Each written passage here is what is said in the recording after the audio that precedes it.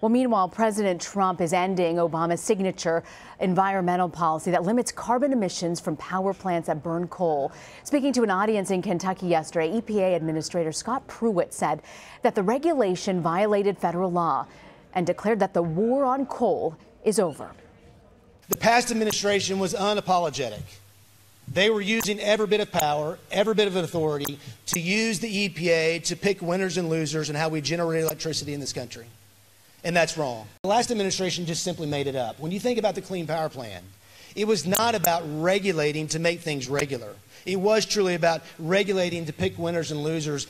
We as a country have always been able to do what?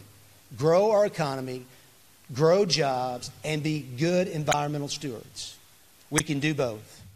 Emily Holden is an energy reporter for Politico. She joins me now from Arlington, Virginia. Emily, can you break this down? It's kind of complicated when you get into the weeds with this, but what does this move exactly aim to do? So the Clean Power Plan essentially would have sped a shift away from coal-fired power in the U.S. toward natural gas and renewable energy, and it would have cut carbon dioxide emissions that cause climate change 32% below 2005 levels by 2030. EPA is now seeking to get rid of that rule entirely. So it's worth noting President Obama's Clean Power Plan was actually challenged in the courts. Can you give us a sense of where that litigation is now?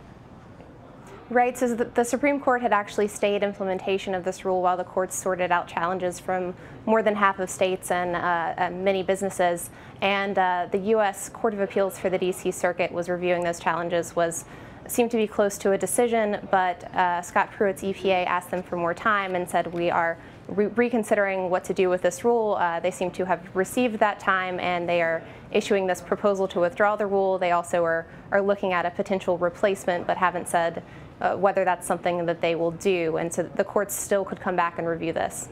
So you say the courts could come back and review this. Pruitt's argument is that this helps the backing of the coal industry. Is that argument a fair and legit one by the court size?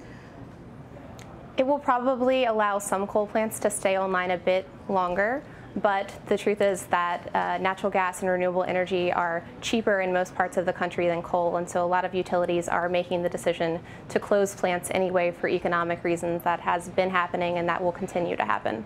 So let's say that the Clean Power Plan is completely scrapped. Can the U.S. still meet its commitment to cut carbon emissions?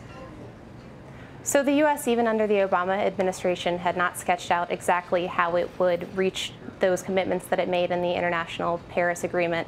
And this would have been a small part, but the very beginning of that pledge. So many states and companies are still saying that they are going to keep working to curb climate change even without the federal government. It remains to be seen exactly how much they can do without that sort of incentive and encouragement from the federal government. All right, energy reporter for Politico, Emily Holden. Emily, thank you for joining us. Thank you.